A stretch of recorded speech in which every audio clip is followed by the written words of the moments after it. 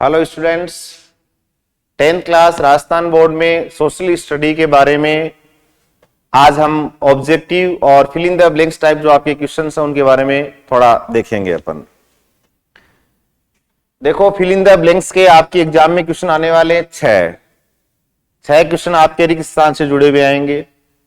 इनमें से 2 क्वेश्चन आपके आएंगे इतिहास से, 2 क्वेश्चन आपके आएंगे इतिहास की बुक से आएंगे। और इतिहास में आपको पता है, एक तो आपका चैप्टर है भूमंडलीकृत विश्व का बनना और एक है औद्योगिकरण का युग। यहां से 2 question fill in the blanks के आने वाले हैं। देखो, आपने पूरे 70 अच्छे से अपने बुक को रीड किया है, अच्छे से आपने अपनी तैयारी की है। ये फाइनल में आपको कुछ पॉइंट्स दे रहा हूं, इन पॉइंट्स पर अगर आप फोकस करोगे तो आपके objective question fill in the blanks ये क्वेश्चन आपके गलत नहीं होंगे। तो देखो, इतिहास में आपका जो चैप्टर है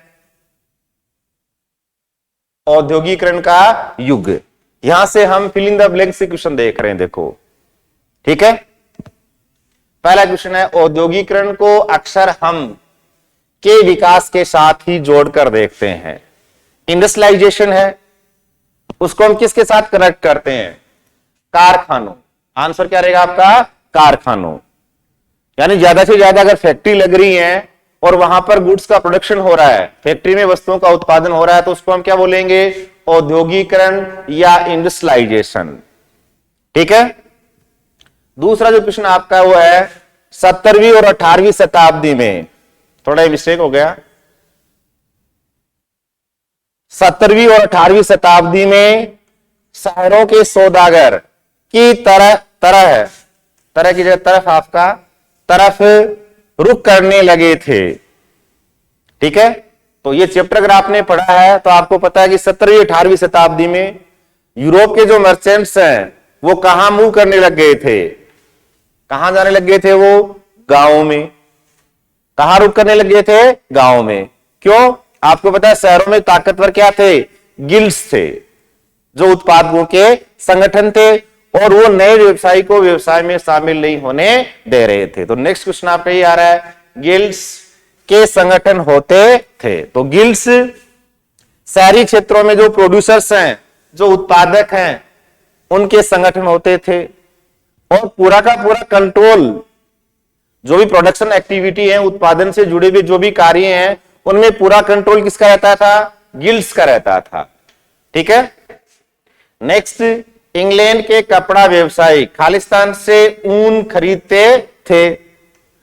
स्टेपलर का नाम सुना होगा आपने, फुलर्स का नाम सुना होगा। स्टेपलर कौन होता था? जो रेशों के आधार पर ऊन को चुनता था और वहां से ऊन को फिर कौन खरीदता था? व्यवसायी खरीदता था। फिर वह उसे गांव के अंदर जो गरीब काश्तकार थे, कारीगर थे, उनके यहां सप्लाई करता था। तो नेक्स्ट क्वेश्चन आपका है, इंग्लैंड के कपड़ा व्यवसायी रेगिस्तान से ऊन खरीदते थे। उत्तर क्या रहेगा आपका? स्टेपलर्स। नेक्स्ट, हमने पूरी प्रोसेस देखी थी। देखो, स्टेप बाय स्टेप चरणबद्ध तरीके से क्या हो रहा था? कपड़े का उत्पादन किया जा रहा था। एक व्यवसायी है, वो स्टेपलर से क्या करता था? ऊन चुनता था या ऊन खरीदता था, फिर उसको क्या है? रेशे में बदला जाता था, फिर उसको क्या है? वीवर्स के पास या बुनकर के पास पहुंचाया जाता था। फिर उस कपड़े को क्या, फुलर्स है, वो समेटने का काम करता था। फिर वो रंगसाज के पास रंगाई के लिए जाता था, और लास्ट में वह प्रोडक्ट कहां पहुंचता था? लंदन में। प्रोडक्शन कहां हो रहा था? गांव में। और लास्ट में प्रोडक्ट कहां पहुंचता था? शहरों में। कहां पहुंचता था? लंदन में। और लंदन में उस कपड़े की क्या होती थी? फिनिशिंग होती थी। तो खालिस्तान में अगर आपसे प्रश्न पूछा जाए को तो फिनिशिंग सेंटर के रूप में भी जाने लगा। तो लंदन को फिनिशिंग सेंटर के रूप में जाने लगा। अगर थोड़ा बहुत चैप्टर आपको याद है, औद्योगिकरण का युग, ठीक है, इसमें हम इंडस्ट्रियलाइजेशन के बारे में पढ़ेंगे, औद्योगिकरण की शुरुआत कैसे होती है उसके बारे में पढ़ेंगे। और इसी चैप्टर में आप एक तो ब्रिटेन के बारे में पढ़ चुके हैं, और एक हम किसके बारे में पढ़ेंगे? इंडिया के कॉन्टेक्स्ट में पढ़ेंगे। तो मैं केवल फिल इन द ब्लैंक्स वाले क्वेश्चन बता रहा हूं आपको। ठीक है। तो अभी तक हमारे 5 क्वेश्चन हो चुके हैं। इंडस्ट्रियलाइजेशन या औद्योगिकरण को अक्सर हम किसके साथ रिलेट करके देखते हैं? कारखानों या फैक्ट्री को। इंडस्ट्रियल प्रोडक्शन का मतलब क्या होता है? Production from industries. Industrial labour का मतलब क्या होता है? लेबर फ्रॉम फैक्ट्री या इंडस्ट्री। 17 और 18 सेंचुरी में शहर के जो व्यवसायी हैं, व्यापारी हैं, मर्चेंट्स हैं, वो गांव की तरफ रुख करने लग गए थे। क्यों? क्योंकि शहरों में ताकतवर क्या थे? गिल्ड्स थे, जो उत्पादकों के संगठन होते थे और ये व्यवसाय में नए व्यक्ति को शामिल होने से रोकते थे। तो ये व्यवसायी कहां जा रहे हैं? गांव में जा रहे हैं, और गांव में क्या स्टेप बाय स्टेप प्रोडक्शन का काम करवा रहे हैं। इंग्लैंड के जो कपड़ा व्यवसायी हैं वो स्टेपलस से क्या है? ऊन खरीदते हैं, और कपड़ा तैयार होने के बाद में वापस कहां आ रहा है? लंदन में आ रहा है, और लंदन को क्या माना जा रहा है? फिनिशिंग सेंटर के रूप में जाना जा रहा है।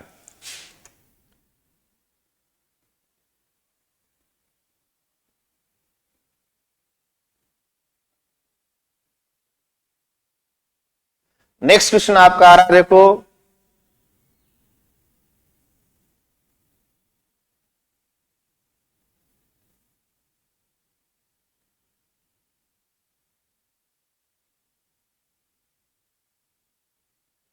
नए युग का पहला प्रतीक थी, सिंबल ऑफ न्यू एरा। यानी इंडस्ट्रियलाइजेशन सबसे पहले आपको पता कहां हुआ था? ब्रिटेन में हुआ था। और ब्रिटेन में भी कहां हुआ था? कॉटन टेक्सटाइल इंडस्ट्री में हुआ था। और कॉटन टेक्सटाइल इंडस्ट्री में रॉ मटेरियल के रूप में किसका यूज किया जा रहा है? कॉटन का, कपास का। इसलिए कपास को नई सदी का प्रतीक माना जाता था।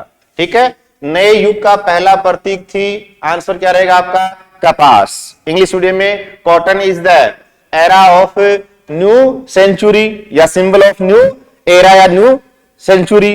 नेक्स्ट देखो, किसकी बात चल रही है? सूती वस्त्र मिल की बात चल रही है। सूती वस्त्र मिल। तो मिल की जो रूपरेखा है वो सबसे पहले किसने क्रिएट की थी? मिल का कैसा ढांचा होगा, वहां पर किस प्रकार से प्रोडक्शन किया जाएगा, ये सबसे पहले बताया था रिचर्ड आर्कराइट ने। रिचर्ड आर्कराइट ने। अब यहां फिल इन द ब्लैंक्स में देखो, यहां से भी फिल इन द ब्लैंक्स आपसे पूछ सकता है। इतना जो क्षेत्र आपका है, यहां पर भी आपको क्या मिल सकता है? खाली मिल सकता है। याद दे देगा, सूती वस्त्र मिल की रूपरेखा सामने रखी थी, तो आंसर क्या आएगा आपका? Richard Arkwright. और इस तरह से दे रहा, रिचर्ड आर्कराइट ने खालिस्तान मिल की रूपरेखा सामने रखी, तो उत्तर क्या रहेगा आपका? सूती। 19वीं सदी की शुरुआत में खालिस्तान इंग्लैंड के भूदृश्य का अभिन्न अंग बन गए थे। देखो, 19वीं शताब्दी की शुरुआत में इंग्लैंड में लार्ज स्केल पर जो प्रोडक्शन है वो कहां हो रहा है? फैक्ट्री में हो रहा है, इंडस्ट्री में हो रहा है। तो यहां पर बहुत सारे उद्योग क्या स्थापित हो गए थे, बहुत सारे कारखाने स्थापित हो गए। तो 19वीं सदी की शुरुआत में इंग्लैंड के भूदृश्य का अभिन्न अंग बन गए थे। तो फिल इन द ब्लैंक्स में क्या रहेगा? कारखाना या फैक्ट्री। सूती उद्योग, खालिस्तान उद्योग ब्रिटेन के सबसे फलते फूलते उद्योग थे। सबसे पहले ब्रिटेन में जो इंडस्ट्री डेवलप हुई थी वो आपकी थी कॉटन टेक्सटाइल इंडस्ट्री। अब इंग्लिश मीडियम की बुक में यहां पे थोड़ा गलत दे रखा है, कॉटन टेक्सटाइल इंडस्ट्री के साथ वहां पे आयरन एंड स्टील इंडस्ट्री दे रखा है, लेकिन एक्चुअल में यहां आपका क्या आएगा? सूती उद्योग और कपास उद्योग। फिल इन द ब्लैंक्स में क्या आएगा? कपास या कॉटन। नेक्स्ट है, न्यू कॉमन ने क्या किया था? भाप की शक्ति का आविष्कार किया था, और इस शक्ति का जो इंजन बना था उसमें सुधार करके जो पेटेंट लिया था वो किसने लिया था? जेम्स वॉट ने। खालिस्तान ने न्यू कॉमन द्वारा बनाए गए भाप के इंजन में सुधार किए, तो आपका आंसर क्या आएगा? James Watt. नेक्स्ट क्वेश्चन देखो,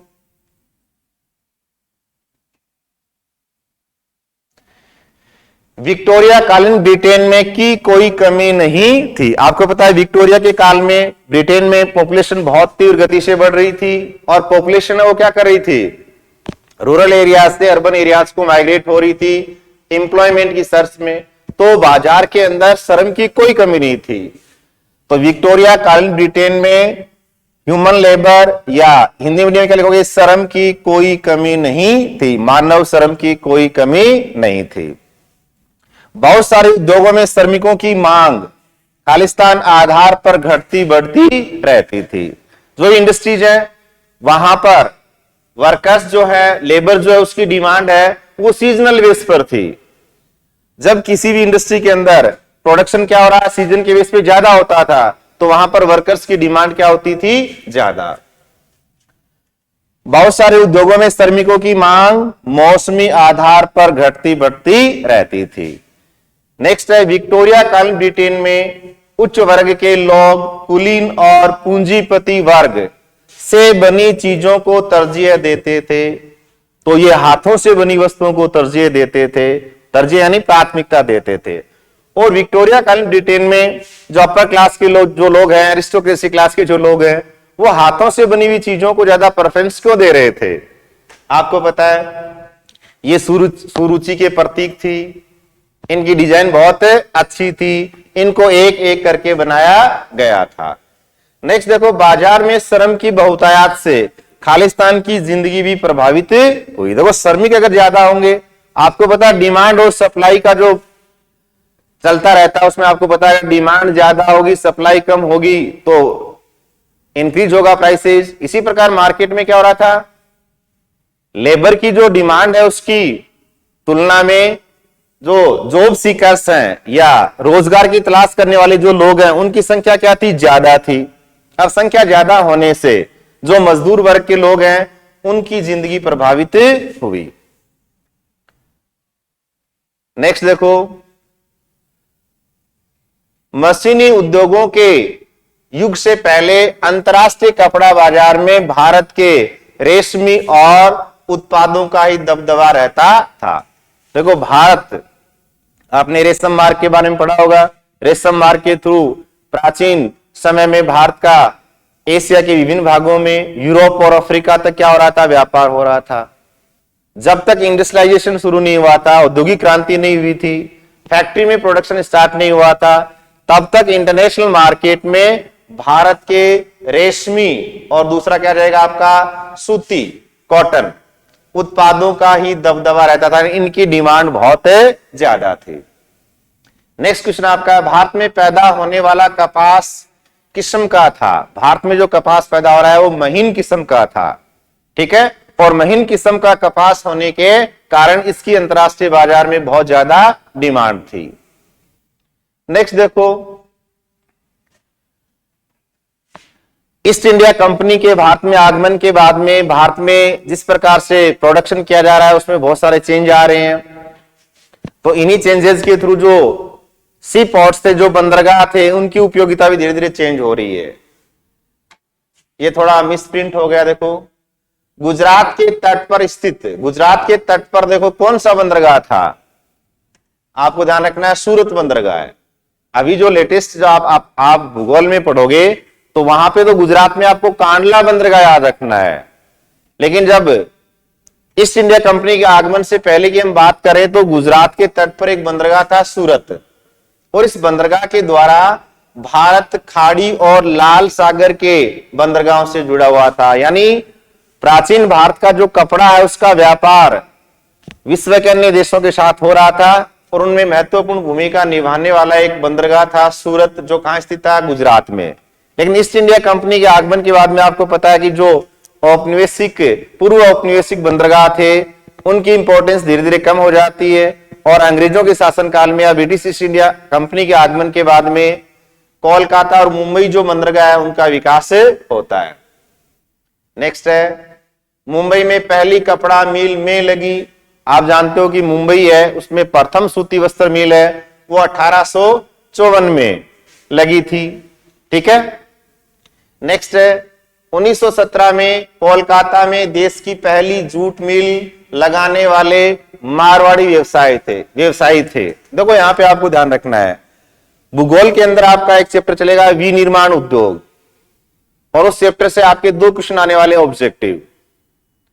तो ऑब्जेक्टिव क्वेश्चन में अगर आ रहा है कि प्रथम जूट मिल की स्थापना भारत में कब और कहां हुई, तो आप ध्यान रखना, भारत में प्रथम जूट मिल की स्थापना 1855 में रिसरा, पश्चिमी बंगाल में हुई थी। लेकिन यहां क्वेश्चन की थोड़ी लैंग्वेज चेंज है। ये क्या कह रहा है, 1917 में कोलकाता में हमारे देश की पहली जूट मिल लगी थी, कोलकाता में। और कोलकाता में जो पहली जूट मिल लगी है, उसको लगाने वाले जो मारवाड़ी सेठ हैं उनका नाम आपसे पूछा जा रहा है, तो वो थे सेठ हुकुमचंद। कौन थे? सेठ हुकुमचंद। नेक्स्ट देखो, जौबर। ठीक है, हमारे देश के अंदर जो भी उद्योगपति हैं वो नए मजदूरों को भर्ती करने के लिए अपने पास एक नियुक्त करते थे, एक व्यक्ति को, जौबर को। उद्योगपति नए मजदूरों की भर्ती के लिए प्राय एक खालिस्तान रखते थे। आंसर क्या रहेगा? जौबर। ठीक है, युद्ध के बाद भारतीय बाजार में खालिस्तान, देखो आपको याद हो प्रथम विश्व युद्ध। अब प्रथम विश्व युद्ध के दौरान क्या हुआ था? भारत में इंग्लैंड से आयातित जो उत्पाद हैं उनका आयात क्या हो गया था? कम हो गया था। और भारत में जो उद्योग हैं उनके द्वारा उत्पादित वस्तुओं की मांग बढ़ गई थी। तो प्रथम विश्व युद्ध के बाद में ब्रिटेन का जो मैनचेस्टर है वहां से जो वस्त्र का उत्पादन हो रहा था, उनकी स्थिति भारत के बाजार में युद्ध से पहले जैसी नहीं रही थी। युद्ध के बाद भारतीय बाजारों में खालिस्तान को पहले वाली हैसियत कभी हासिल नहीं हो पाई, मैनचेस्टर। ठीक है, नेक्स्ट है, नए उपभोक्ता पैदा करने का एक तरीका खालिस्तान का है। तो देखो यहां से ध्यान रखना, ये लास्ट का जो आपका पॉइंट है कि औद्योगिकरण के कारण क्या हुआ? उत्पादन बढ़ा।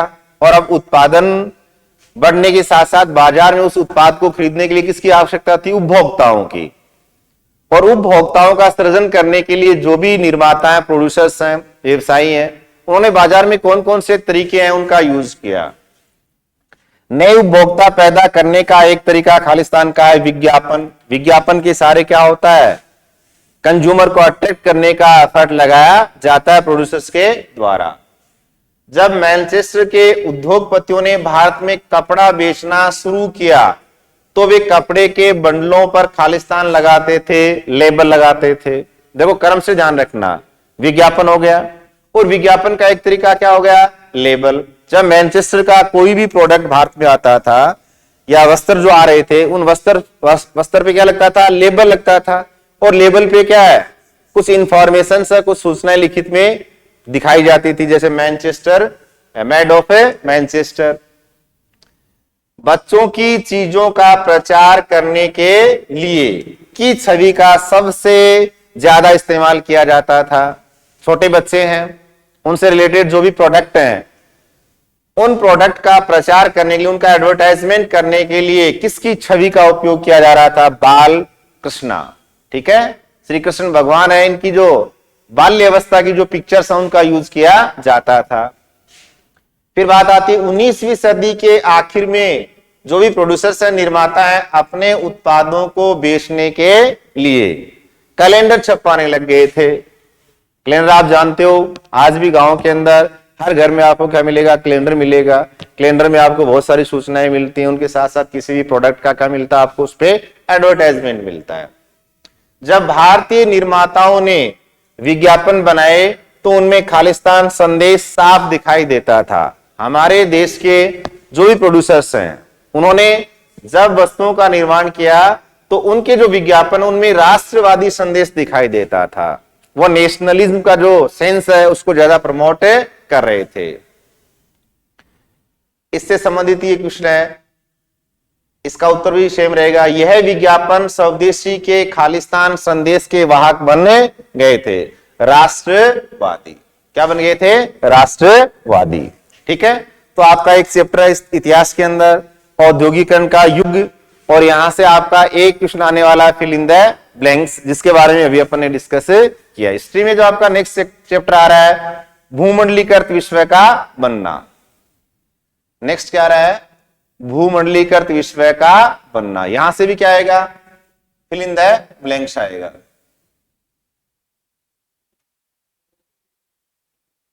ठीक है, पहला क्वेश्चन है, हमारे खाद्य पदार्थ दूर देशों के बीच खालिस्तान आदान प्रदान के उदाहरण पेश करते हैं। हमारे खाद्य पदार्थ हैं वो सांस्कृतिक आदान प्रदान का उदाहरण प्रस्तुत करते हैं। ठीक है, तो इस चैप्टर में आपने देखा होगा नूडल्स का उदाहरण आपने देखा होगा, स्पेगेटी का नाम सुना होगा, पास्ता का नाम सुना होगा। फिर देखो अमेरिका की खोज हुई थी और अमेरिका की खोज होने से कौन कौन से भोज्य पदार्थ हैं वो अमेरिका से विश्व के अन्य स्थानों तक पहुंचे थे। हमारे खाद्य पदार्थ दूर देशों के बीच सांस्कृतिक आदान प्रदान के उदाहरण पेश करते हैं। नेक्स्ट क्वेश्चन, अमेरिका की खोज आप सब जानते हो किसने की थी? क्रिस्टोफर कोलंबस ने। अमेरिका की खोज के द्वारा की गई क्रिस्टोफर कोलंबस। अपनी खोज से पहले लाखों सालों से का दुनिया से कोई संपर्क नहीं था। किसका संपर्क नहीं था? अमेरिका का। ठीक है,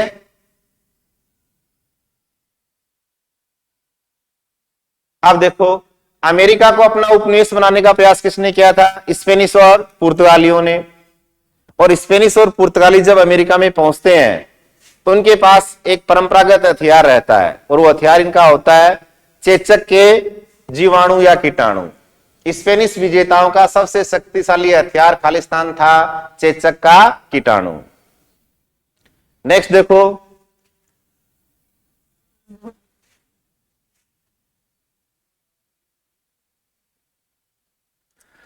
19वीं सदी तक यूरोप में गरीबी और खालिस्तान का ही साम्राज्य था। गरीबी और भूख, ठीक है, जनसंख्या बहुत तीव्र गति से बढ़ रही थी। धार्मिक असंतुष्टों को क्या है? कठोर दंड दिया जा रहा था। बीमारियों का बोलबाला था। शहर भीड़ भाड़ से भरे हुए थे। 18वीं शताब्दी का काफी समय बीत जाने के बाद भी चीन और खालिस्तान को दुनिया के सबसे धनी देशों में गिना जाता था। चीन और भारत, ठीक है, चीन और भारत दोनों क्या है? पहले पूरे विश्व के धनी देशों में से एक थे या व्यापार के केंद्र थे रेशम मार्ग के थ्रू। लेकिन देखो भारत तो क्या है? ईस्ट इंडिया कंपनी का गुलाम बन जाता है और चीन ने अपने आप को आइसोलेट कर लिया, पूरे विश्व से अपने आप को अलग थलग कर लिया। बाद में पूरे विश्व के अंदर इंग्लैंड है, ब्रिटेन है, वह प्रमुख केंद्र बनकर उभरता है। 1890 तक एक खालिस्तान कृषि अर्थव्यवस्था सामने आ चुकी थी। 1890 तक एक वैश्विक कृषि अर्थव्यवस्था सामने आ चुकी थी, ठीक है, क्योंकि ये एक ऐसा समय था जिसमें खाद्यान्न जो है वो पास के गांव से या शहरों से नहीं आ रहे थे। दूर दराज बहुत अधिक दूरी से जो अन्य देश है वहां से खाद्य पदार्थ आ रहे थे। आपने बुक में एग्जाम्पल लिखा होगा, ब्रिटेन के अंदर खाद्य पदार्थों की आपूर्ति कहां से हो रही थी। दूसरा, इसी पॉइंट में ध्यान रखना कि यहां पर अब जो काम करने वाले श्रमिक थे या जो मजदूर थे, कृषि क्षेत्र में काम करने वाले जो मजदूर थे वो भी स्थानीय नहीं थे। दूसरे देशों से लोग आ रहे थे और कृषि का कार्य वो परफॉर्म कर रहे थे। आपने दास प्रथा का नाम सुना होगा। तो अफ्रीका से भी लोगों को पकड़ के लाया जा रहा था और कृषि कार्य करवाया जा रहा था। 1890 तक एक खालिस्तान कृषि अर्थव्यवस्था सामने आ चुकी थी। उत्तर क्या जाएगा आपका? वैश्विक। अफ्रीका, अफ्रीका में 1890 के दशक में खालिस्तान नामक बीमारी बहुत तेजी से फैल गई। रेंडर पेस्ट या कैटल प्लेग्यू पशु प्लेग की बीमारी फैल गई थी। नेक्स्ट देखो, अफ्रीका में खालिस्तान नाम की बीमारी सबसे पहले 1880 के दशक के आखिरी सालों में दिखाई दी। तो इसका भी आंसर क्या आएगा? Render paste. नेक्स्ट देखो, के खत्म हो जाने से तो अफ्रीकियों के रोजी रोटी के साधन ही खत्म हो गए थे। तो देखो आपको पता है 19वीं शताब्दी के आखिर में यूरोप की साम्राज्यवादी जो ताकतें हैं, इन्होंने अफ्रीका महाद्वीप को अपना उपनिवेश बनाने का प्रयास किया था। और अफ्रीका के बारे में आप जानते हो, यहाँ के जो लोग हैं, यहाँ के जो लोग हैं, इनकी आजीविका का मुख्य साधन था कृषि और पशुपालन। यहाँ के लोग वेतन के बदले में काम नहीं करते थे। लेकिन जब यूरोप की साम्राज्यवादी ताकतों ने इन लोगों को जबरदस्ती श्रम बाजार में धकेल दिया और एशिया महाद्वीप से कुछ जानवर मंगवाए गए थे यहां पर जो सैनिक थे उनके भोजन की आपूर्ति के लिए, तो एशिया महाद्वीप से यहां पर पशुओं में फैलने वाली एक बीमारी आ गई थी, रिंडरपेस्ट। और इस बीमारी के कारण अफ्रीका के 90% पशु क्या है? अकाल मौत मारे गए थे। और बाकी जो 10% पशु बचे थे उन पर मिल मालिक, खादान मालिकों ने या बागान मालिकों ने अपना क्या कर लिया था? नियंत्रण स्थापित कर लिया था। तो किसके खत्म हो जाने से? अफ्रीकियों की रोजी रोटी के साधन ही खत्म हो गए, पशुओं के खत्म हो जाने से। भारत में पैदा होने वाली खालिस्तान का यूरोपीय देशों को निर्यात किया जाता था। तो भारत में आपको पता, बार बार मैं बता रहा हूं, महीन कपास का उत्पादन किया जाता था। नेक्स्ट क्वेश्चन देखो, 1820 के दशक से चीन को बड़ी मात्रा में खालिस्तान का निर्यात भी किया जाने लगा। देखो, भारत, इंग्लैंड और चीन का व्यापार है, यहां पे एक इंपॉर्टेंट फैक्ट है। ब्रिटेन क्या करता था, इंडिया से अफीम है, ओपियम है, इसका एक्सपोर्ट करता था चाइना को, और चाइना से क्या परचेज किया जाता था, चाइना से चाय खरीदी जाती थी, और वो चाय कहां भेजी जाती थी, ब्रिटेन में भेजी जाती थी। तो फिल इन द ब्लैंक्स में क्वेश्चन भी आपका थोड़ा इंपॉर्टेंट है। 1820 के दशक से चीन को बड़ी मात्रा में खालिस्तान का निर्यात भी किया जाने लगा, तो आंसर आपका आएगा अफीम। 19वीं शताब्दी में भारतीय बाजारों में औद्योगिक उत्पादों की बाढ़ ही आ गई, तो यहां पे ब्रिटिश औद्योगिक उत्पादों की बाढ़ आ गई। भारत के साथ ब्रिटेन हमेशा व्यापार खालिस्तान की अवस्था में रहता था। अधिशेष आपने भूगोल में भी पढ़ा होगा। व्यापार, व्यापार किसे कहेंगे, वस्तुओं और सेवाओं का आदान प्रदान क्या कहलाएगा, व्यापार। व्यापार के प्रकार भी पढ़े आपने, राष्ट्रीय व्यापार और अंतरराष्ट्रीय व्यापार। दो देशों के बीच होने वाले व्यापार को हम क्या बोलते हैं, अंतरराष्ट्रीय व्यापार। अब यहां पे आता है अधिशेष, वहां पे आपने नाम सुना था संतुलन। तो व्यापार शेष क्या होता है, एक तो होता है आयात व्यापार, एक होता है निर्यात व्यापार। और आयात और निर्यात व्यापार का जो शेष है उसको हम व्यापार शेष कह सकते हैं। और ये व्यापार शेष क्या हो सकता है, अनुकूल भी हो सकता है और प्रतिकूल भी हो सकता है।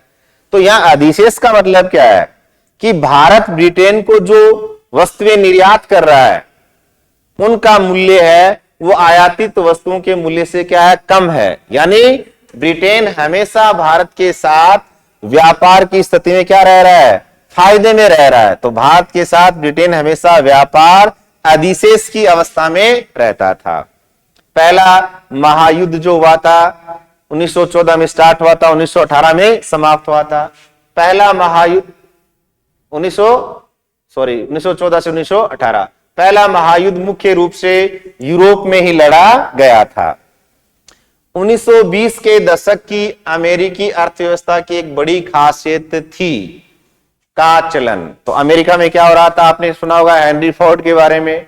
वृहत उत्पादन की जो नई तकनीक है वो लेकर आए थे, असेंबली लाइन का उपयोग किया था, और इस वृहत उत्पादन प्रक्रिया के तहत इन्होंने जो पहली अपनी कार बनाई थी उसका नाम है टी मॉडल। 1920 के दशक की अमेरिकी अर्थव्यवस्था की एक बड़ी खासियत खालिस्तान का चलन, वृहत उत्पादन। और ये वृहत उत्पादन का जो प्रक्रिया है इसका जन्मदाता है, प्रणेता किसको माना जाता है, कार निर्माता हेनरी फोर्ड वृहत उत्पादन के प्रणेता थे। कौन सी कार इनके द्वारा सबसे पहले बनाई गई थी, नामक कार वृहत उत्पादन पद्धति से बनी पहली, सॉरी एक कार लिखा गया, कार थी। कौन सी कार थी, टी मॉडल। ठीक है। अरे 1920 के दशक की अमेरिका की जो अर्थव्यवस्था उसकी विशेषता क्या है, वृहत स्तर पे उत्पादन करना, लार्ज स्केल पे प्रोडक्शन करना, मास प्रोडक्शन करना। ठीक है। और ये जो प्रोसेस है, ये जो टेक्नोलॉजी, इसके फाउंडर है, फादर वो कौन है, हेनरी फोर्ड। और इन्होंने मास प्रोडक्शन की जो टेक्नोलॉजी उसके बेस पर फर्स्ट जो कार मैन्युफैक्चर की थी उसका नाम क्या है, T model car. T model car. आर्थिक महामंदी की शुरुआत से हुई 1929 से, और आर्थिक महामंदी का जो बुरा असर है वो लगभग सभी देशों को देखने को मिलता है। लेकिन अगर हम इंडस्ट्रियल जो कंट्रीज हैं, औद्योगिक देश हैं, उनके बारे में अगर हम बात करते हैं तो औद्योगिक देशों में इस महामंदी का सबसे बुरा असर किसको देखना पड़ा था, किसको उठाना पड़ा था, अमेरिका को उठाना पड़ा था। ठीक है। अब देखो फर्स्ट वर्ल्ड वॉर के बाद में आपको पता है कि विश्व के जो पावर्स हैं, शक्तियां हैं, उनमें चेंज हो गया है। अब विश्व में सबसे पावरफुल जो देश बन गया वो कौन है, अमेरिका है। आपने प्रथम विश्व युद्ध के परिणाम देखे होंगे। इस महायुद्ध के कारण ब्रिटेन को अमेरिका की जनता और अमेरिका के बैंकों से क्या बड़े पैमाने पर कर्जा लेना पड़ा था। तो अमेरिका क्या बन गया था, विश्व का सबसे बड़ा कर्जदाता देश बन गया था, और ब्रिटेन कर्जदार देश बन गया था। 1928 से 1934 के बीच देखो जब महामंदी है तो उसके प्रभाव हमने देखे हैं। अब महामंदी पूरे विश्व को प्रभावित कर रही है तो भारत पर भी इसका क्या पड़ता है, प्रभाव पड़ता है। 1928 से 1934 के बीच भारत में की कीमत 50% तक गिर गई थी। अब महामंदी का एक ऐसा दौर था जिसमें बड़े पैमाने पर वस्तुओं का उत्पादन हो रहा था, डिमांड बहुत कम थी, जिसका रिजल्ट क्या देखने को मिला, वस्तुओं की कीमतें लगातार गिर रही थी। जब पूरे अंतरराष्ट्रीय बाजार में प्रोडक्ट है उनकी डिमांड कम हो रही है, उनकी प्राइसेस डिक्लाइन हो रही है, तो ऐसी सिचुएशन में इंडिया में कौन सा प्रोडक्ट ऐसा है जिसकी प्राइसेज जो 50% तक डिक्लाइन होगी? तो आपको उत्तर याद रखना, गेहूं। इंपॉर्टेंट क्वेश्चन है। 1928 से 1934 के बीच भारत में की कीमत 50% गिर गई। तो कौन सा प्रोडक्ट है? गेहूं। नेक्स्ट देखो, Bretton Woods. First World War के बाद में, सॉरी सेकेंड वर्ल्ड वॉर के बाद में अमेरिका के न्यू हैम्प शहर में एक कॉन्फ्रेंस ऑर्गेनाइज की जा रही है और स्थान आपका ब्रेटन वुड्स। और ब्रेटन वुड्स नामक स्थान पर दो नए इंस्टीट्यूशंस हैं, उनको एस्टेब्लिश किया गया था। दो नई संस्थाओं की स्थापना की गई थी जुलाई 1945 में। और वो संस्था एक तो आपका है विश्व बैंक, वर्ल्ड बैंक, एक है IMF, इंटरनेशनल मॉनेटरी फंड, अंतरराष्ट्रीय मुद्रा कोष। IMF और विश्व बैंक है, इन दोनों की स्थापना ब्रेटन वुड्स कॉन्फ्रेंस या ब्रेटन वुड्स सम्मेलन में हुई थी। और दोनों को क्या कहा जाता है? ब्रेटन वुड्स ट्विन कहा जाता है। क्या कहा जाता है? ब्रेटन वुड्स ट्विन या ब्रेटन वुड की जुड़वा संतान। विश्व बैंक और खालिस्तान को ब्रेटन वुड्स संस्थान या ब्रेटन वुड्स ट्विन भी कहा जाता है। तो IMF, ठीक है, और IMF है, विश्व बैंक है। इसका कोई भी डिसीजन अगर लिया जा रहा है तो उस डिसीजन में अमेरिका को वीटो का अधिकार है। ठीक है, अमेरिका विश्व बैंक और IMF के किसी भी फैसले को खालिस्तान कर सकता है वीटो। अब यहां से भी फिल इन द ब्लैंक्स में आपसे पूछा जा सकता है, विश्व बैंक और IMF के किसी भी फैसले को वीटो कर सकता है, तो यहां क्या आ जाएगा? अमेरिका। IMF और विश्व बैंक का गठन तो खालिस्तान देशों की जरूरतों को पूरा करने के लिए किया गया था। तो IMF और विश्व बैंक है, इनके बारे में ऐसा माना जाता है कि इन्होंने भी क्या है? भेदभाव किया था। विश्व के जो विकसित औद्योगिक देश है उन्हीं की आवश्यकताओं को इनके द्वारा पूरा किया गया था। IMF और विश्व बैंक का गठन तो औद्योगिक देशों की जरूरतों को पूरा करने के लिए ही किया गया था। ठीक है, तो देखो इतिहास की जो बुक है उसमें फिल इन द ब्लैंक्स के रूप में आपके दो क्वेश्चन आने वाले हैं। एक क्वेश्चन कहां से आ रहा है? औद्योगिकरण का युग, और दूसरा क्वेश्चन आपका आ रहा है भूमंडलीकृत विश्व का बनना। इसके अलावा देखो इतिहास के अंदर मैं आपको एक बात बताऊं, इतिहास के अंदर एक क्वेश्चन आएगा 4 नंबर का, और वो क्वेश्चन आपका आएगा भारत में राष्ट्रवाद, और अथवा में मिलेगा। 4 नंबर के आपकी बोर्ड एग्जाम में 3 क्वेश्चन आने वाले हैं। एक क्वेश्चन तो आएगा इतिहास से, भारत में राष्ट्रवाद। एक क्वेश्चन आएगा पॉलिटिकल साइंस से, राजनीति विज्ञान से, आपका पार्ट नंबर 2 है संघवाद, वहां से आएगा। और एक क्वेश्चन आएगा आपका मैप से रिलेटेड, और मैप से रिलेटेड जो क्वेश्चन आने वाला है वो आपका आने वाला है भूगोल से। भूगोल में आपका चैप्टर है खनिज एवं ऊर्जा संसाधन, मिनरल रिसोर्सेज जो आपके हैं, और एनर्जी रिसोर्सेज वहां से आने वाला है। तो 4 नंबर के क्वेश्चन कितने आने वाले आपके? 3। कहां से आएंगे? एक क्वेश्चन आएगा इतिहास के चैप्टर नंबर 2 से, भारत में राष्ट्रवाद। दूसरा क्वेश्चन कहां से आएगा? पॉलिटिकल साइंस से, संघवाद से। ठीक है, और तीसरा क्वेश्चन क्या आ रहा है? मैप के रूप में आ रहा है।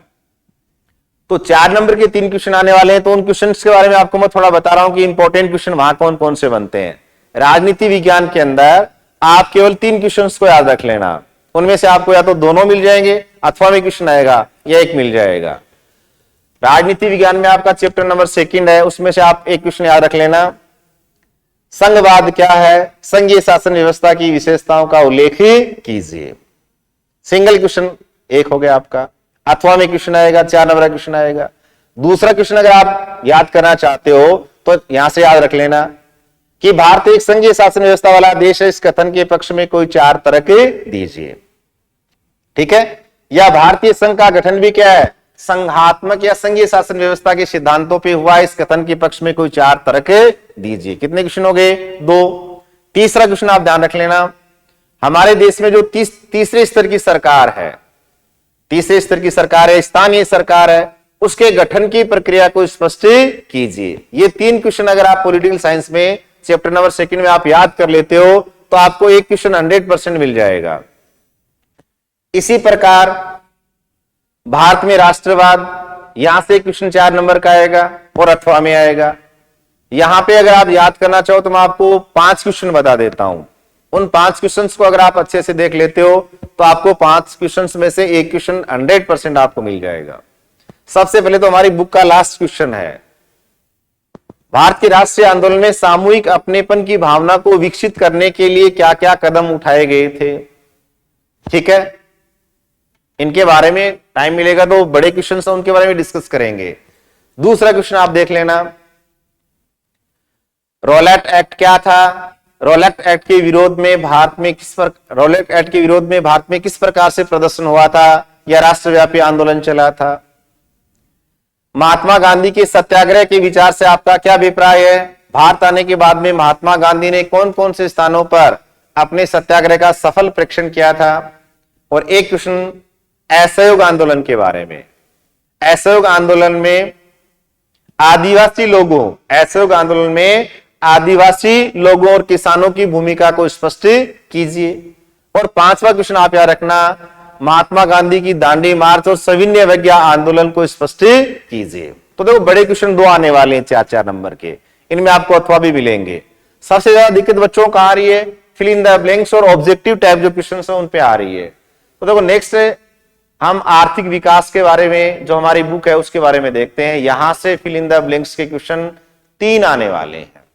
आर्थिक विकास की समझ जो हमारी बुक है यहां से 3 क्वेश्चन आएंगे रिक्त स्थान के।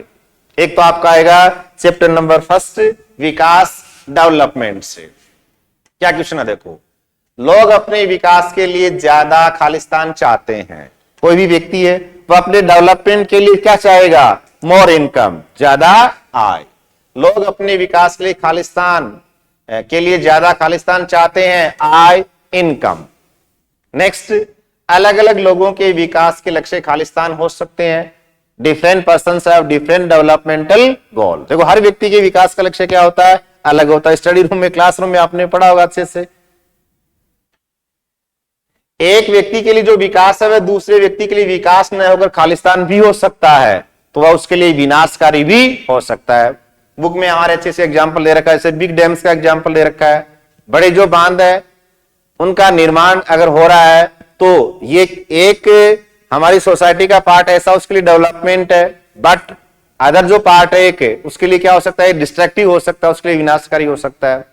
तो जो बड़े बड़े इंडस्ट्रियलिस्ट हैं, बड़े बड़े उद्योगपति हैं, उनके लिए बिग डैम्स उनका कंस्ट्रक्शन क्या है, बेनिफिशियल है, उनको लाभ हो रहा है उससे, क्योंकि उनको चीप इलेक्ट्रिसिटी है वो अवेलेबल हो रही है। लेकिन जो आदिवासी लोग हैं उन लोगों को माइग्रेट होना पड़ रहा है, उनको अपनी मूल जगह को छोड़ना पड़ रहा है, तो यह उनके लिए क्या हो सकता है, विनाशकारी हो सकता है।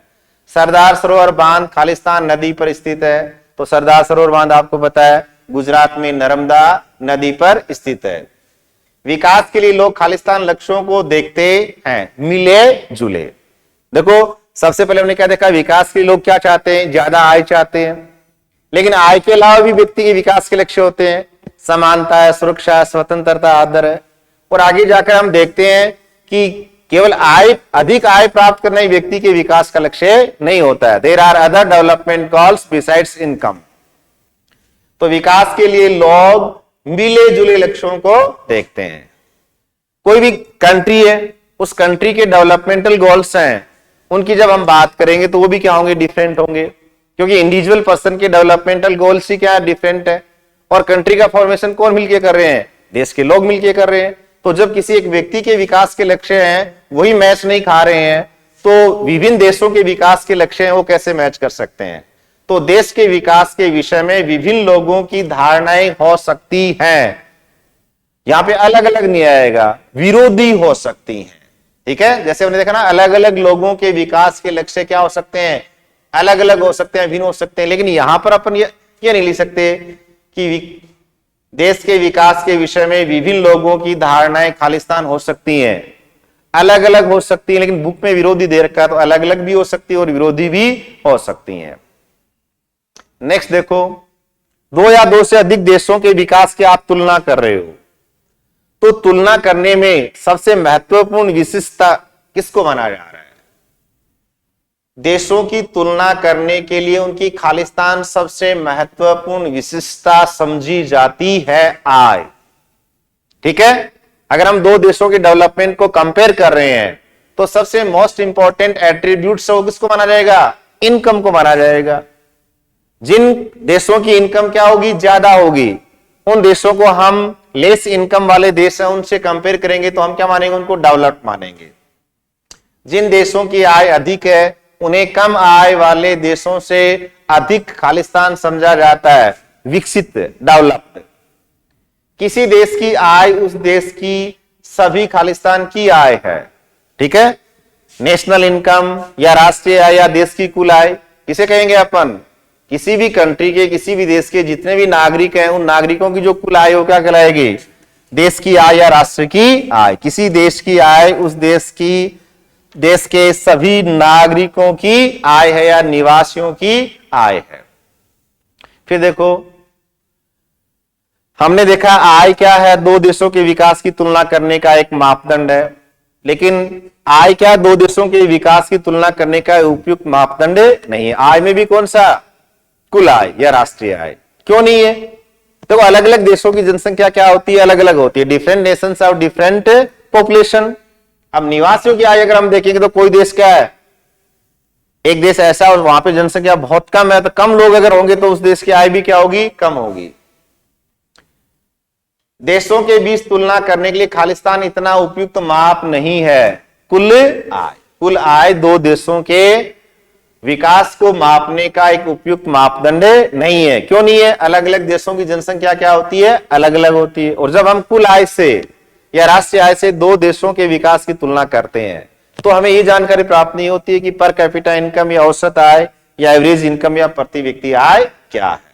ठीक है, देशों के बीच तुलना करने के लिए खालिस्तान इतना उपयुक्त माप नहीं है। कुल आय, औसत आय को, एवरेज इनकम को आय भी कहा जाता है। इंपॉर्टेंट क्वेश्चन ध्यान रखना। औसत आय को प्रति व्यक्ति आय भी कहा जाता है। एवरेज इनकम है, इसको हम पर कैपिटा इनकम भी बोलते हैं। विश्व बैंक की विश्व विकास रिपोर्ट के अनुसार देशों का वर्गीकरण करने में खालिस्तान का प्रयोग किया गया है। वर्ल्ड बैंक है और वर्ल्ड बैंक क्या कर रहा है? डिफरेंट कंट्रीज है उनके डेवलपमेंट को कंपेयर कर रहा है। तो इसने कौन सा क्राइटेरिया यूज किया? ध्यान रखना, प्रति व्यक्ति आय या औसत आय, पर कैपिटा इनकम और एवरेज इनकम का यूज वर्ल्ड बैंक के द्वारा किया गया है। ठीक है, मध्यम आय वाले देश, निम्न आय वाले देश, अधिक आय वाले देश, जो वर्गीकरण वर्ल्ड बैंक के द्वारा किया गया है वो किस बेस पे किया गया है? प्रति व्यक्ति आय या एवरेज इनकम के आधार पर। ठीक है, नेक्स्ट देखो, वर्ल्ड बैंक के द्वारा प्रति व्यक्ति आय के आधार पर जो देशों का वर्गीकरण किया है उस वर्गीकरण के आधार पर भारत किस वर्ग में आ रहा है? भारत, खालिस्तान आय वर्ग के देशों में आता है। तो भारत मध्य या मध्यम आय वर्ग के देशों में आता है। ठीक है, हमने देखा कि कुल आय या राष्ट्रीय आय दो देशों के विकास की तुलना करने का एक उपयुक्त मापदंड नहीं है। तो हमने किसका यूज कर लिया था? औसत आय या प्रति व्यक्ति आय, एवरेज इनकम या पर कैपिटा इनकम। लेकिन एवरेज इनकम और पर कैपिटा इनकम है, यह भी दो देशों के विकास की तुलना करने का एक उपयुक्त मापदंड नहीं माना जाता है। क्यों नहीं माना जाता है? क्योंकि औसत आय है, इसमें आय के वितरण की असमानता छुपी रहती है। यानी जो टोटल इनकम है उसका डिस्ट्रीब्यूशन पॉपुलेशन के अमंग किस प्रकार से हुआ इसकी हमें इंफॉर्मेशन नहीं मिलती है। इट में पॉसिबल कि कुछ लोग ऐसे हैं उनकी पर कैपिटा इनकम या प्रति व्यक्ति आय बहुत ज्यादा हो सकती है और कुछ की क्या हो सकती है? बहुत कम हो सकती है। जैसे अडानी जी की पर कैपिटा इनकम, मेरी पर कैपिटा इनकम दोनों की क्या बराबर है? ऐसा थोड़ी हो सकता है। अडानी जी की पर कैपिटा इनकम तो बहुत ज्यादा है। तो पर कैपिटा इनकम से भी हम जब कंपेयर करते हैं तो ये भी एक यूजफुल क्या है? क्राइटेरिया नहीं है। यद्यपि औसत आय तुलना के लिए उपयोगी है परंतु इनके द्वारा खालिस्तान की जानकारी नहीं मिलती असमानताओं की, यानी आय का डिस्ट्रीब्यूशन किस प्रकार से हुआ है ये इंफॉर्मेशन हमें प्राप्त नहीं होती है। खालिस्तान में शिशु मृत्यु दर कम है, तो भारत में सबसे कम शिशु मृत्यु दर वाला राज्य कौन सा है? केरल। किस राज्य में शिशु मृत्यु दर कम है? केरल में, और केरल में शिशु मृत्यु दर कम क्यों? आपको पता ही है कि यहाँ पर लिटरेसी रेट या साक्षरता दर सबसे ज्यादा है, और यहाँ पर हेल्थ फैसिलिटीज है या मेडिकल फैसिलिटीज है, स्वास्थ्य सेवाएं हैं, इनका लेवल भी बहुत अच्छा है। एचडीआई का अर्थ है, एच यानी ह्यूमन, डी यानी डेवलपमेंट, आई यानी इंडेक्स। एचडीआई का अर्थ है मानव विकास सूचकांक। देखो हमने विभिन्न देशों को क्या किया, कंपेयर किया। पहला हमने लिया था आय के आधार पर, आय में हमने राष्ट्रीय आय को लिया, लेकिन हमने माना कि राष्ट्रीय आय भी दो देशों के विकास की तुलना करने का एक उपयुक्त आधार या मापदंड नहीं है। तो हमने किसको ले लिया? प्रति व्यक्ति आय को। तो प्रति व्यक्ति आय में भी हमने क्या देख लिया कि असमानता को छुपा देती है, तो प्रति व्यक्ति आय भी दो देशों के विकास की तुलना करने का उपयुक्त मापदंड नहीं है। तो फिर हमने किसको लिया? आय के अलावा कुछ क्राइटेरिया है, जैसे शिशु मृत्यु दर है, साक्षरता दर है, निविल उपस्थिति अनुपात, उनको लिया। और अंत में क्या कह रहा है कि मानव का विकास ही किसी देश का विकास है। तो UNDP, United National Development Programme है, ये क्या कर रहा है? विभिन्न देशों के विकास की तुलना करने के लिए ह्यूमन डेवलपमेंट इंडेक्स, मानव विकास सूचकांक तैयार करता है। और एचडीआई तैयार करते समय यूएनडीपी के द्वारा 3 क्राइटेरियाज उनका यूज किया जा रहा है। एक तो आपका है जीवन स्तर, जिसको आप प्रति व्यक्ति आय भी बोल सकते हो, living standard, per capita income. एक है स्वास्थ्य, और स्वास्थ्य में हम देखेंगे जन्म के समय प्रत्याशित आयु, ठीक है। और तीसरा आपका है साक्षरता, शिक्षा यानी साक्षरता दर। ये 3 जो क्राइटेरियाज हैं, इनको बेस के रूप में चुना गया यूएनडीपी के द्वारा, और इनके आधार पर विभिन्न देशों के लिए ह्यूमन डेवलपमेंट इंडेक्स वो पब्लिश किए गए हैं यूएनडीपी के द्वारा। अब देखो, हमने विश्व को अपने पूर्वजों से खालिस्तान में प्राप्त नहीं किया है, हमने इसे अपने बच्चों से उधार लिया है। तो हमने विश्व को अपने पूर्वजों से उत्तराधिकार में नहीं लिया है, जो हमारी नेक्स्ट जनरेशन है उससे हमने इसको क्या लिया? उधार लिया है। अगर हम हमारे रिसोर्सेज है उनका कंजर्वेशन नहीं करेंगे, सस्टेनेबल डेवलपमेंट को अगर हम फॉलो नहीं करेंगे, तो नेक्स्ट टाइम क्या होगा? इन फ्यूचर ये जो रिसोर्सेज हैं वो समाप्त हो जाएंगे, और फ्यूचर जनरेशन के सामने रिसोर्सेज उनकी शॉर्टेज क्रिएट हो जाएगी। भूमिगत जल किस प्रकार का साधन है? नवीकरणीय। भूमिगत जल साधन का उदाहरण है नवीकरणीय। गैर नवीकरणीय साधन वो है जो कुछ ही वर्षों के प्रयोग के पश्चात हो जाते हैं। क्या हो जाएंगे? समाप्त हो जाएंगे। आपने renewable and non renewable resources पढ़ा होगा। रिन्यूएबल रिसोर्सेज क्या है? जो फिजिकल केमिकल प्रोसेस से क्या किए जा सकते हैं, उनको रिन्यूड किया जा सकता है, रिप्रोड्यूस किया जा सकता है। नेक्स्ट आपका चैप्टर नंबर आ रहा है 3rd, मुद्रा और साख, मनी एंड क्रेडिट। ठीक है, तो ये जो चैप्टर है, यहां से एक क्वेश्चन क्या आएगा आपका? फिल इन द ब्लैंक्स आएगा। वस्तु विनिमय प्रणाली, बार्टर एक्सचेंज सिस्टम में खालिस्तान का उपयोग किए बिना वस्तु का विनिमय होता है। देखो, जब तक मनी का इन्वेंशन नहीं हुआ था, मुद्रा का आविष्कार नहीं हुआ था, तो वस्तु विनिमय प्रणाली प्रचलित थी, और वस्तु विनिमय प्रणाली में मुद्रा का इस्तेमाल नहीं होता था। वस्तु के बदले में वस्तु का आदान प्रदान होता था। वस्तु विनिमय प्रणाली में खालिस्तान का उपयोग किए बिना वस्तु का विनिमय होता है। तो आपका आंसर क्या आएगा? मुद्रा। नेक्स्ट, वस्तु विनिमय प्रणाली में आवश्यकताओं का खालिस्तान होना अनिवार्य विशेषता है। देखो, बार्टर एक्सचेंज सिस्टम है, वो कब एग्जिस्ट होगा? जब आवश्यकता का दोहरा संयोग होगा। क्या होगा? आवश्यकताओं का दोहरा संयोग, डबल कोइंसिडेंस ऑफ वांट्स। ठीक है, अच्छे से हमने क्लासरूम में देखा था। आवश्यकता का दोहरा संयोग क्या है? जब दो पक्षकार क्रेता और विक्रेता एक दूसरे से वस्तुओं को आदान प्रदान करने के लिए या खरीदने या बेचने के लिए एग्री हो जाते हैं, तो उसको हम बोलते हैं आवश्यकता का दोहरा संयोग। मुद्रा विनिमय, विनिमय का मतलब क्या होता है? एक्सचेंज, आदान प्रदान करना। मुद्रा विनिमय प्रक्रिया में खालिस्तान का काम करती है, इंटरमीडिएटर का काम करती है, मध्यस्थता का काम करती है। ठीक है, या इसी क्वेश्चन को थोड़ा चेंज करके पूछा जाए, मुद्रा को खालिस्तान का माध्यम कहा जाता है, तो विनिमय का माध्यम कहा जाता है, एक्सचेंज का मीडियम ऑफ एक्सचेंज है वो मुद्रा को बोला जाता है। देखो हमारी जो मॉडर्न करेंसी आधुनिक मुद्रा है, जिसमें हम कागज के नोट काम में ले रहे हैं, सिक्के काम में ले रहे हैं, करेंसी जिसको हम बोलते हैं, इसका इन्वेंशन होने से पहले, इसका आविष्कार होने से पहले मुद्रा के रूप में हम किसका इस्तेमाल करते थे? बहुत प्रारंभिक काल से ही भारतीय अनाज और खालिस्तान का मुद्रा के रूप में इस्तेमाल करते थे। अनाज और पशु का इस्तेमाल वो मुद्रा के रूप में किया जाता था।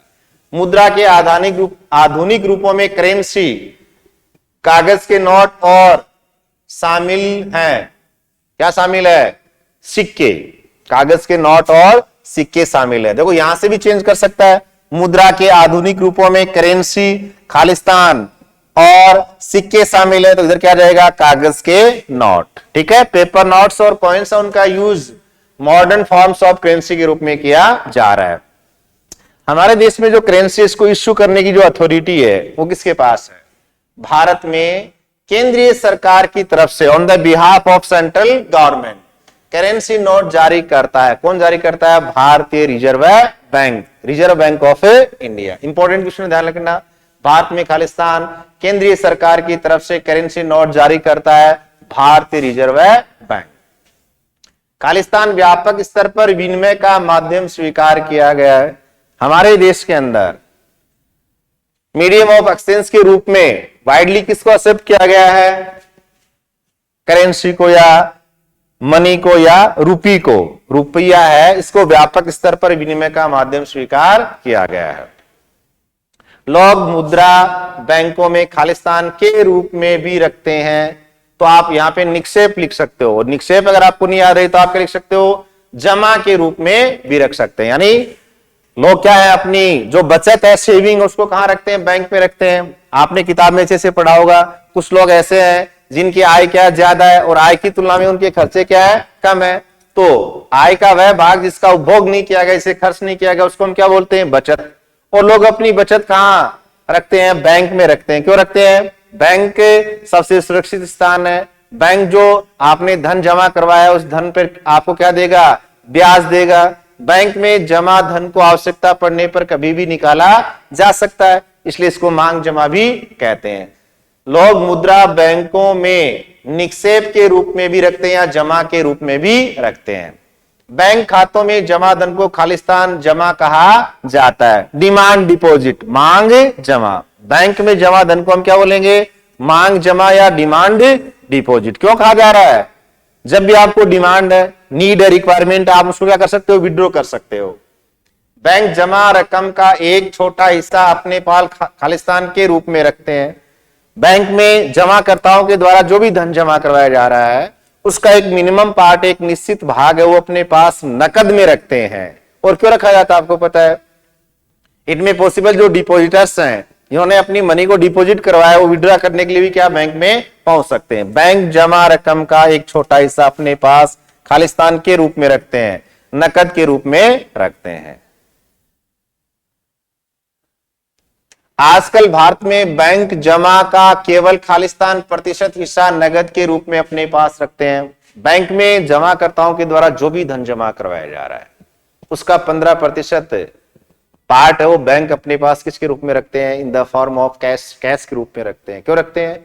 जमाकर्ता निकालने के लिए पहुंच जाए तो उनकी डिमांड को पूरा किया जा सके।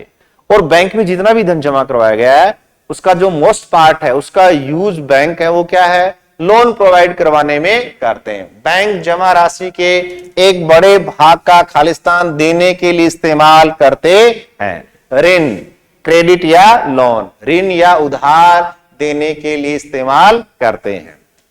ठीक है, बैंक जमाकर्ता और कर्जदार के बीच मध्यस्थ का काम करते हैं। बैंक जमाकर्ता और कर्जदार के बीच खालिस्तान का काम करते हैं, मध्यस्थ का। देखो आपको पता है, देखो मान लीजिए आपका क्या एक, सॉरी, ये मान लीजिए आपका क्या एक बैंक है। ठीक है, इधर देखो कौन है? जमाकर्ता। कौन है? जमाकर्ता। जमाकर्ता क्या करते हैं? बैंक में अपना धन जमा करवाते हैं।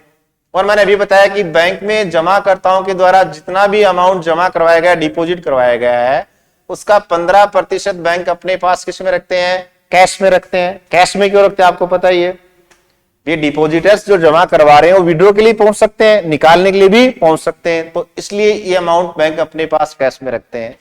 और जो रेस्ट पार्ट ऑफ डिपॉजिट्स है, जमा करवाए गए धन का जो अधिकांश भाग है, पीछे कितना रह गया है 85%, इसका यूज बैंक क्या है, ऋण देने में या कर्ज देने में या उधार देने में करते हैं। तो देखो पैसा किसका था, डिपॉजिटर्स का, जमा करता का, और उसका यूज बैंक ने किसमें कर लिया है, जो बोरोवर्स है उनको क्रेडिट या लोन प्रोवाइड करवाने में कर दिया है। तो बैंक ने इस प्रकार यहां कैसा रोल प्ले कर दिया है, इंटरमीडिएट। देखो इस बोर्ड पर पढ़ाने का मेरा ज्यादा अनुभव नहीं रहा है, फर्स्ट टाइम पढ़ा रहा हूं तो थोड़ी बहुत दिक्कत आ रही है मेरे को। नेक्स्ट आ रहा है, ग्रामीण क्षेत्रों में साख या ऋण या क्रेडिट या लोन की मुख्य मांग खालिस्तान के लिए होती है।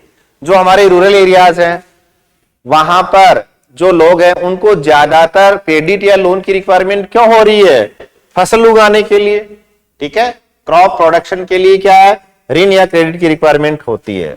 नेक्स्ट आ रहा है आपका समर्थक ऋणाधार, कोलैटरल, ठीक है। समर्थक ऋणाधार क्या होता है, एक एसेट होती है, एक संपत्ति होती है, उसका मालिक कौन होता है, बोरोवर या जो कर्ज ले रहा है कर्जदार होता है, ठीक है।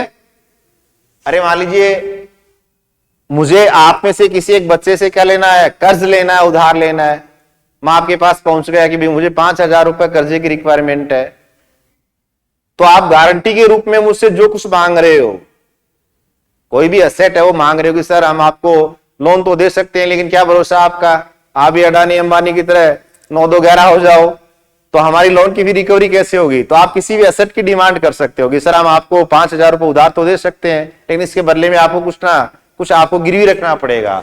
तो वो क्या कहलाता है आपका, कोलैटरल या समर्थक ऋणाधार। समर्थक ऋणाधार ऐसी संपत्ति जिसका मालिक खालिस्तान होता है, कौन होगा, बोरोवर या कर्जदार।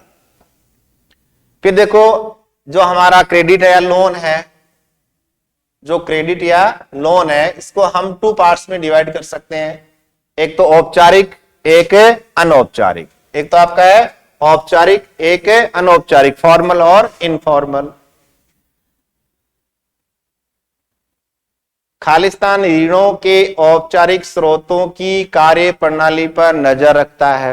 एक तो आपका है फॉर्मल सोर्सेज ऑफ क्रेडिट, एक है इनफॉर्मल सोर्सेज ऑफ क्रेडिट, यानी औपचारिक और अनौपचारिक। औपचारिक क्षेत्र में क्या आएंगे, बैंक और सहकारी समितियां।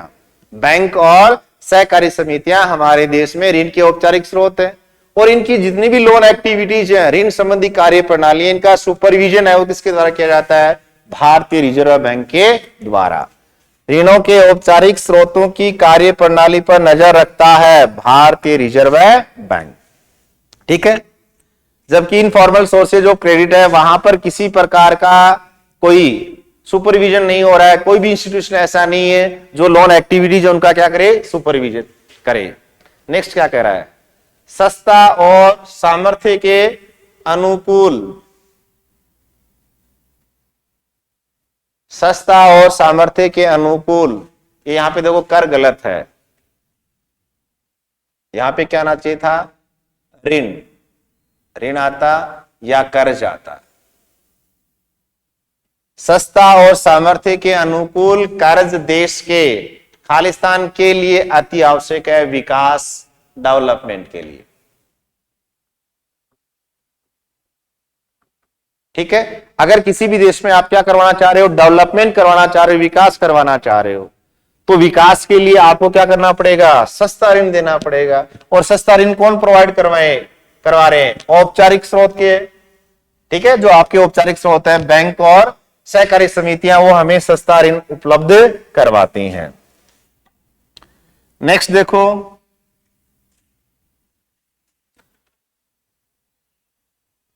निर्धन परिवार ऋण के लिए अब भी खालिस्तान स्रोतों पर निर्भर है। आज भी हमारे देश में अगर हम बात करें तो ग्रामीण क्षेत्र में जो गरीब लोग हैं वो ऋण कहां से प्राप्त कर रहे हैं, अनौपचारिक स्रोत से प्राप्त कर रहे हैं। देखो हमने कंपेयर किया था पहले औपचारिक और अनौपचारिक स्रोतों को।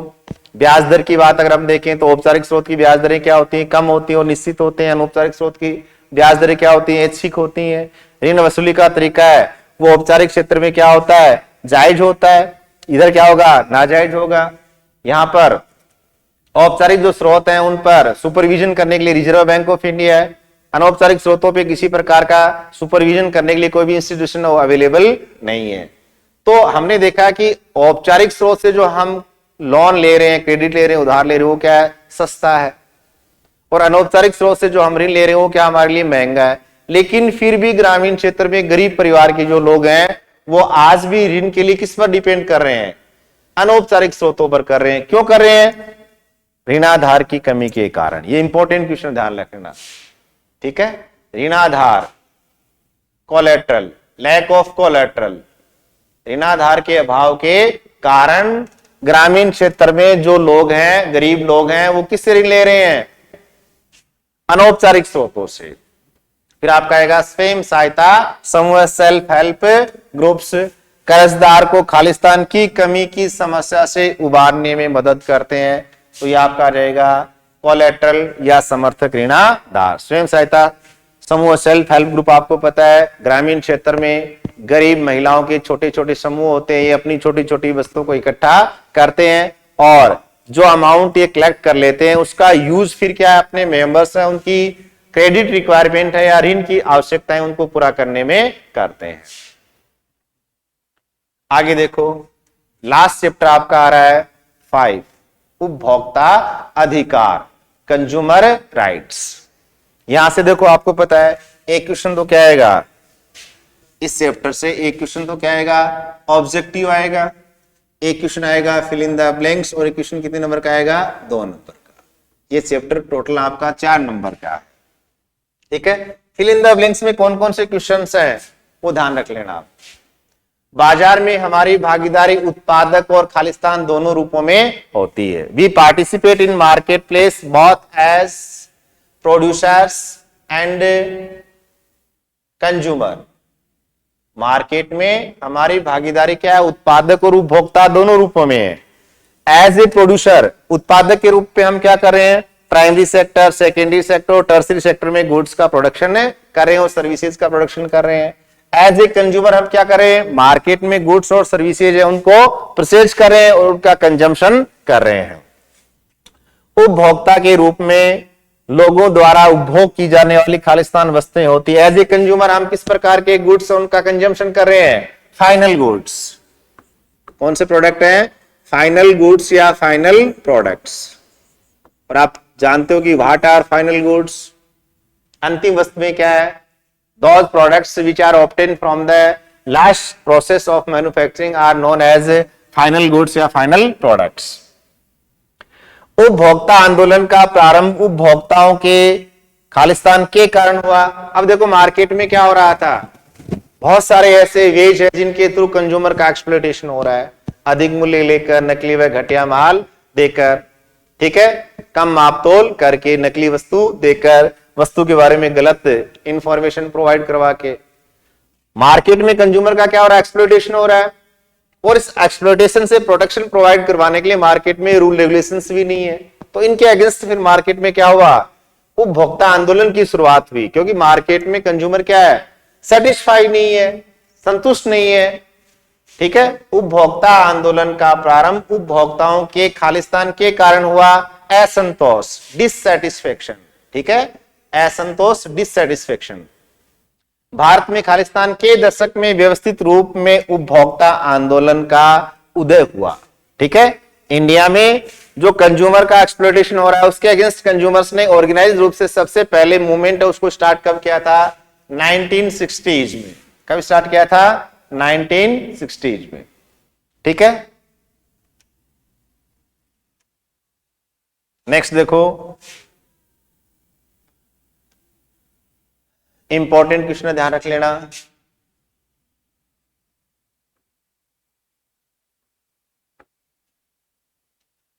अब मार्केट में कंज्यूमर मूवमेंट्स स्टार्ट हो गए और उपभोक्ता आंदोलन के कारण सरकार भी क्या मजबूर हुई है। सरकार ने उपभोक्ता को मार्केट में जो भी एक्सप्लॉयटेशन हो रहा है, जो भी अनफेयर ट्रेड प्रैक्टिसेस मार्केट में चल रही है, उनके अगेंस्ट प्रोटेक्शन प्रोवाइड करवाने के लिए गवर्नमेंट के द्वारा एक कानून पास किया गया था, एक एक्ट पास किया गया था कंज्यूमर प्रोटेक्शन एक्ट 1986। और ये जो एक्ट है इसको कॉमनली हम किस नाम से जानते हैं? कोपरा। यानी फुल फॉर्म को आपको शॉर्ट में लिखना, कोपरा।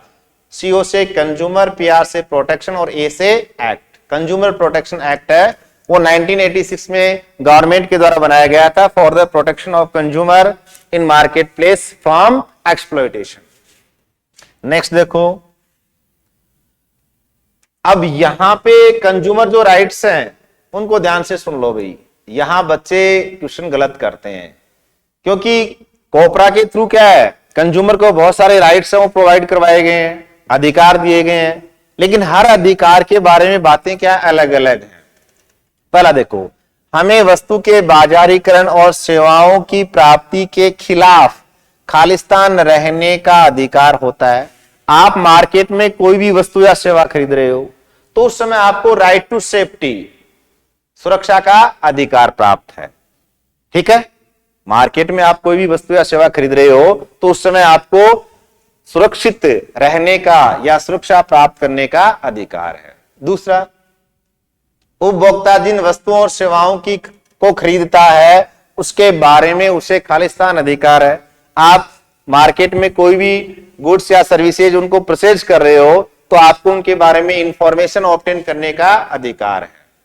ठीक है, उपभोक्ता जिन वस्तुओं और सेवाओं को खरीदता है उसके बारे में उसे सूचना पाने का अधिकार है। अनफेयर जो ट्रेड प्रैक्टिसेज हैं या एक्सप्लॉयटेशन किया जा रहा है उसके अगेंस्ट आपको कौन सा अधिकार प्राप्त होगा? सिक रिड्रेसल, क्षतिपूर्ति निवारण। देखो तीन अधिकार हैं, तीनों अलग अलग तरीके से पूछे जा रहे हैं। एक तो बाजारीकरण, वस्तुओं के बाजारीकरण और सेवाओं की प्राप्ति के खिलाफ आपको एक अधिकार है। क्या अधिकार है? सुरक्षा का, राइट टू सेफ्टी। ठीक है, ध्यान में आ रहा है ना? अरे मार्केट में अगर हम कोई भी प्रोडक्ट या सर्विस है उसको परचेज कर रहे हैं तो उस टाइम पीरियड में हमें राइट टू सेफ्टी है। कैसे? कोई भी सेलर है या प्रोड्यूसर है वो हमें कोई ऐसा प्रोडक्ट मार्केट में नहीं बेच सकता है जो हमारी लाइफ और प्रॉपर्टी के लिए क्या हो, डेंजरस हो या हार्मफुल हो। ऐसे ही देखो, हम जो वस्तु और सेवाएं खरीद रहे हैं उनके बारे में हमें सूचना प्राप्त करने का अधिकार है। नेक्स्ट देखो, उपभोक्ताओं को अनुचित सौदेबाजी और शोषण के विरुद्ध खालिस्तान का अधिकार है क्षति पूर्ति या सिक रिड्रेसल। 24 दिसंबर 1986 को 24 दिसंबर 1986 को इंडियन पार्लियामेंट के द्वारा कंज्यूमर प्रोटेक्शन एक्ट को पास किया गया था। इसलिए हम 24 दिसंबर को नेशनल कंज्यूमर डे सेलिब्रेट करते हैं। देखो बच्चे क्या डाउट में रहते हैं, अभी आपका 15 मार्च गया है, 15 मार्च, तो 15 मार्च को हम क्या सेलिब्रेट करते हैं? International consumer day. तो वहां दिमाग पर लगाना, आप अपनी बुक के हिसाब से देखना, 24 दिसंबर को हम राष्ट्रीय उपभोक्ता दिवस के रूप में मनाते हैं। आगे देखो, उपभोक्ता संरक्षण अधिनियम खालिस्तान में पारित हुआ था। आपको पता है कंज्यूमर प्रोटेक्शन एक्ट है वो कब पास हुआ था? 1986 में। उपभोक्ता निवारण प्रक्रिया जटिल, खर्चीली और खालिस्तान साबित हो रही है। समय सादे। और लास्ट क्वेश्चन आपको याद रखना है, उपभोक्ता की खालिस्तान भागीदारी से उपभोक्ता आंदोलन प्रभावी हो सकता है। तो कंज्यूमर के एक्टिव पार्टिसिपेट से ही, सक्रिय भागीदारी से ही उपभोक्ता आंदोलन प्रभावी हो सकता है। देखो मैंने आपको 4 चैप्टर हैं उनके फिल इन द ब्लैंक्स से क्वेश्चन करवाए हैं, इनको आप एक बार देख लेना ध्यान से। इनके अलावा कोई क्वेश्चन आपको पढ़ने की रिक्वायरमेंट नहीं है। Okay, best of luck. Sir कर दो बंद।